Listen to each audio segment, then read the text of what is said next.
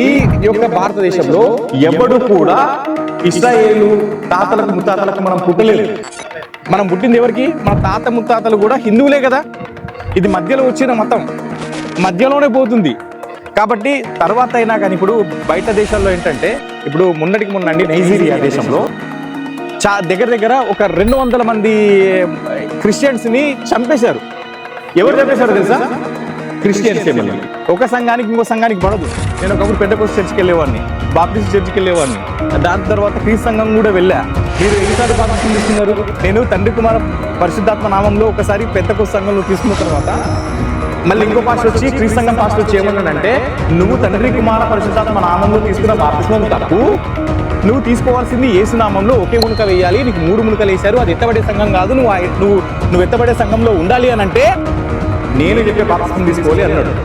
అలా అని చెప్పేసి నేను రెండోసారి కూడా బాప్తిసం తీసుకున్నాను. నువ్వు యేసు ప్రభువుని రక్షకుడిగా అంగీకరించినప్పుడే నీకు ఇంకా మనుషుల రక్షణ నీకు అవసరం లేదు. నువ్వు ఒక సెక్యూరిటీ గార్డ్ నువ్వు పెట్టుకున్నావు అని అంటే అర్థం ఏంది? నీకు యేసు ప్రభు మీద నమ్మకం లేనంటే కదా. వందనాలు కాదండి, జై శ్రీరామ్ అంటారా? ఎవరైనా భయపడతారా?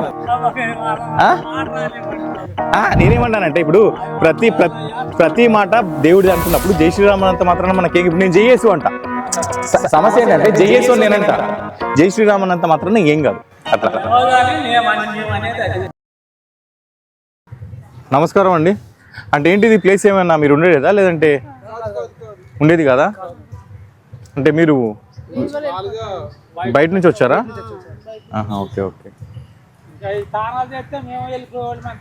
అవునా, ఓకే ఓకే. అంటే మీరందరూ హిందువులేనండి లేదంటే క్రైస్తవులా? అంటే ఏమనుకోకండి, మాది హిందూ ధర్మ ప్రచారం. మాది ఏంటంటే మన ధర్మం ఏంటి, మనం ఎలా ఉండాలి, అన్య మతస్థులు ఏ విధంగా మతాలు మారుస్తున్నారని చెప్తున్నాం అన్నమాట. అంటే హిందువులేనండి ఇక్కడ ఉండే వాళ్ళందరూ? క్రైస్తవులా? ఎప్పటి నుంచి వెళ్తున్నారండి? ఏలూరు. మామూలుగా వచ్చారు. అంటే ఇక్కడ ఏమన్నా చర్చ్ ఉందా మీకు? చర్చ్ ఏం లేదు, ఊరికే వచ్చారు. అంటే ఒకటండి, మనకు తాత ముత్తాతల నుంచి వచ్చిన దేవుళ్ళు ఉంటాయి కదా. అసలు మీరు పుట్టినప్పటి నుంచి క్రైస్తవులా అందరూ? మీ పేరేంటండి? యేసుపాదం గారు. ఓకే, సంతోషం అండి. పిల్లల పేర్లు కూడా అన్నీ అయ్యేనా? దావీద్ గారు, ఇస్కి. అమ్మ మీ పేరమ్మా? అమ్మా రేబురాని. సంతోషం. అంటే మీరు చిన్నప్పటి నుంచే క్రైస్తవులు మీరు? పిల్లల్ని మరి చదివిస్తున్నారా? పిల్లల్ని చదివించడం, పిల్లల్ని చదివిస్తున్నారా? ఎందుకంటే అమ్మ పిల్లల్ని చదివించాలి, మతం అయితే తర్వాత కానీ. ఎందుకంటే ఇప్పుడు వచ్చేది యుగం ఎట్లుంటుంది అని అంటే, మీరు ఏ మతంలో ఉన్నా కానీ సరిగ్గా చదువుంటేనే కదా. ఇప్పుడు మీకులాగా మీ పిల్లలు ఉండకూడదు, అవునా? ఇప్పుడు మీ తాతగారు కానీ మీ నాన్నగారు కానీ ఏమనుకునేవాళ్ళు, నా పిల్లలకి ఇంత కష్టం వద్దు అనుకునేవాళ్ళు కదా. మీరు అలా అనుకున్నారు, కానీ మీకు కొంతమంది మీ కొడుకులు మీ మాట వినొచ్చు, వినకపోవచ్చు, అవునా కదా? వినకపోతే మీరు ఏమనుకుంటారు, అని నీ కర్మారా అనుకుంటారు. కానీ ఇప్పుడు ఎవరైతే నెక్స్ట్ మీ తర్వాత తరం ఉందో, సపోజ్ మీరండి, అవునా? మీకు పిల్లలు ఉన్నారా? ఎంతమంది? ఇద్దరు పిల్లలు. ఓకేనా? ఏం చదువుతారు వాళ్ళు? ఫస్ట్ బాబు ఏమో 2వ క్లాసు, రెండో బాబు ఏమో 2nd క్లాస్. Okay okay. అంటే ఇప్పుడు యాక్చువల్గా ఏంటంటే మనకు ఒక చట్టం ఉందన్నమాట. ఎస్సీలు కానీ ఎస్టీలు కానీ ఒకవేళ వాళ్ళు మతంగా మారితే, ఇప్పుడు మీకు సర్టిఫికెట్లలో హిందూ అని ఉంటుందా, క్రిస్టియన్ అని ఉంటుందా? మీకు క్రిస్టియన్ సర్టిఫికెట్లో చాలామంది ఏంటంటే సర్టిఫికెట్లో ఖచ్చితంగా హిందూ అని ఉంటుంది. ఒకవేళ మీకు తెలియక కొంతమంది పాస్టర్లు ఏమంటారంటే, మనకు ఇప్పుడు బైబిల్లో ఒక వాక్యం ఉంటుంది, నేను చెప్తా వినలేదు, మీకు తెలుసు తెలియదు నాకు తెలీదు. గొర్రెల్ని మేకల్ని వేరు చేస్తాడంట యేసు ప్రభువు. ఎక్కడ? పరలోకంలో. అప్పుడు ఒక్కడు ఏమంటాడంట, ప్రభువా నీ నామాన్ని నేను జనాలకు నేను చెప్పాను కదా, నన్నెందుకు ఒక గొర్రెల గుంపులో ఉంచాక మేకల గుంపులో నన్ను ఉంచావు అంటే, నువ్వు నన్ను 10 మంది ముందు ఒప్పుకోలేదు కాబట్టి నువ్వు ప్రభువా అని నన్ను స్తుతించావు, కానీ నీ సర్టిఫికెట్లో ఏముంచుకున్నావు? హిందువు అని ఉంచుకున్నావు. కాబట్టి నువ్వు ఎక్కడికి వెళ్తావు? నరకానికి వెళ్తావు. అంటే మీరే కాదండి, చాలామంది లోకం మీద ఏంటంటే హిందువు, అరే నీకు గవర్నమెంట్ జాబ్ కావాలా లేదంటే యేసు ప్రభువు కావాలా అని అంటే, అవ్వ కావాలి బువ్వ కావాలి అంటాడు, అవునా? చాలామంది ఎలా ఉన్నారంటే, లేదు నాకు సర్టిఫికేట్లో హిందూ ఉండాలి, రిజర్వేషన్ ఉండాలి, నాకు గవర్నమెంట్ జాబ్ కావాలి, నా పిల్లలకు ఉండాలి. మరేంట్రా మరి నువ్వు చర్చికి వెళ్తున్నావు కదా అని అంటే, అది నా పర్సనల్. మరి నువ్వు ఎక్కడ నువ్వు చెప్పుకోవాలి? సరే మీ పాస్టర్ దగ్గర మీరు చెప్పుకోవట్లేదు. ఏది నేను ఏమండి నా అయ్యగారు నాకు హిందూ అని సర్టిఫికేట్లో ఉంది, నాకు తీయించేసేయండి, నాకు బీసీసీ కావాలి అని చెప్పి మీరు చెప్పుకోవట్లేదు.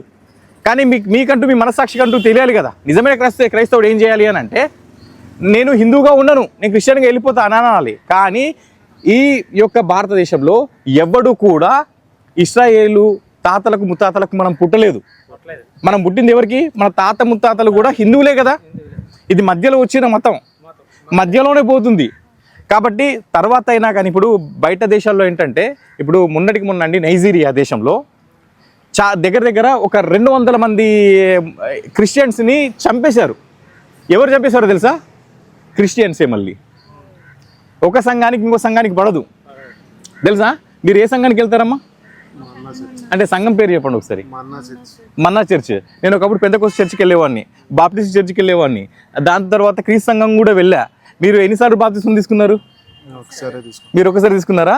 నేను తండ్రి కుమార పరిశుద్ధాత్మ నామంలో ఒకసారి పెంతెకోస్తు సంఘంలో తీసుకున్న తర్వాత మళ్ళీ ఇంకో పాస్టర్ వచ్చి క్రీస్తు సంఘం పాస్టర్ వచ్చి ఏమన్నాడంటే, నువ్వు తండ్రి కుమార పరిశుద్ధాత్మ నామంలో తీసుకున్న బాప్తిస్మం తప్పు, నువ్వు తీసుకోవాల్సింది యేసు నామంలో ఒకే మునక వేయాలి, నీకు 3 మునకలు వేశారు, అది ఎత్తబడే సంఘం కాదు, నువ్వు ఎత్తబడే సంఘంలో ఉండాలి అని అంటే నేను చెప్పే బాప్తిస్మం తీసుకోవాలి అన్నాడు.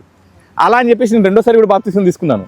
తర్వాత మళ్ళీ ముచ్చటగా మూడోసారి బాప్టిస్ట్ చర్చ్ వాళ్ళు వచ్చి ఆ 2 సంఘాలు ఎత్తబడే సంఘాలు కాదు, ఆ 2 పాస్టర్లు కూడా కరెక్ట్ అయిన వాళ్ళు కాదు, నేను ఇచ్చిన బాప్తిస్మం అంటే నాయన మీకు దండం రా నాయన అనుకున్నా. ఉదాహరణకండి ఇప్పుడు మీరు అందరు ఉన్నారు కదా, మీ అందరినీ నేను ఏం చేస్తానంటే నేను గుడికి తీసుకెళ్తా, అందరితో పాటు అన్నదానం నేను పెట్టిస్తా, నేను కూడా మీతో పాటు కూర్చుని తింటా. నేను మీరున్నారు కదా, ఇదో ఈ చర్చికి నన్ను తీసుకెళ్ళండి చాలు. తీసుకెళ్తారా నన్ను ఎవరైనా? మీకు అర్థమైందని చెప్పింది? అర్థమైందా? ఎందుకంటే సెక్యూరిటీ గార్డ్స్ అనే వాళ్ళు ఎక్కడ ఉండాలి? ఆఫీసులోకి ఉండాలి, చర్చిలకు కాదు. అర్థమైందండి? ఇప్పుడు గుడిలోకి వెళ్తే మనకు అక్కడ సెక్యూరిటీ గార్డ్ కనిపించాడు. కానీ ఇప్పుడు పెద్ద పెద్ద చర్చిలకు ఏంటంటే ఇద్దరు సెక్యూరిటీ గార్డులను పెట్టారు. పాస్టర్ వెనకాల ఇద్దరు సెక్యూరిటీ గార్డులను ఉంచారు. నువ్వు యేసు ప్రభువుని రక్షకుడిగా అంగీకరించినప్పుడే నీకు ఇంకా మనుషుల రక్షణ నీకు అవసరం లేదు.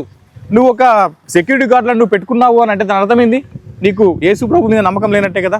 కాబట్టి నేను ఏమన్నానంటే, మీ పిల్లలు ఉన్నారు కదండి, అవునా, మీ పిల్లలకైనా కానీ కొంచెం చదివించండి. చదువుతో పాటు ఏంటంటే వాళ్ళకి తెలుస్తుంది ఇవాళ రేపు ఏంటంటే అన్నీ వచ్చేసింది, కంప్యూటర్లో వచ్చేసింది, ఏది నిజం అని అంటే అదే చెప్పేస్తుంది.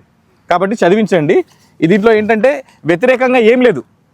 ఏముందంటే మన సనాతన ధర్మం అంటే ఏంటి, మన పండగలు అంటే ఏంటి, అసలు బయట దేశస్తులు మన యొక్క సనాతన ధర్మాన్ని ఏ విధంగా స్వీకరిస్తున్నారు అనేది దీంట్లో ఉంటుందన్నమాట. చదువుకోనాని, సరేనా? ఓకే, చదవండి, ఒకసారి ఆలోచించండి. కింద నా నంబర్ ఉంటుంది, మీకు ఎప్పుడైనా కానీ అనిపిస్తే మాత్రం ఖచ్చితంగా నాకు ఫోన్ చేయండి. మీకు ఏదైనా సహాయం కావాలన్నా కానీ పిల్లలకు బుక్స్ లాంటివి అది అమౌంట్ మేము పంపిస్తాము, అలా చదివించండి, సరేనండి? అంటే పెద్ద పెద్ద అమౌంట్లు ఏం కాదు, మీరు అనుకునేరు మళ్ళీ ఏంటంటే బుక్స్కి సంబంధించినవి కానివ్వండి, ఒక 1000-2000 రూపాయలు అట్లా మీకు సహాయం చేయడానికి సిద్ధంగా ఉంటామండి, సరేనండి? వందనాలు కాదండి, జై శ్రీరామ్ అంటారా? ఎవరైనా భయపడతారా? నేనేమన్నానంటే ఇప్పుడు ప్రతి మాట దేవుడిది అనుకున్నప్పుడు జై శ్రీరామ్ అంత మాత్రాన మనకేం, ఇప్పుడు నేను జైయేసు అంట, సమస్య ఏంటంటే జైయేసు అని నేనంట, జై శ్రీరామ్ అన్నంత మాత్రాన ఏం కాదు అట్లా. సరే సరే అమ్మా, అందరు చక్కగా ఉన్నారు, బాగుండండి, మీరు మంచి వృద్ధిలోకి రావాలని నేను కోరుకుంటున్నానండి. ఉంటానమ్మా మరి. ఓకే.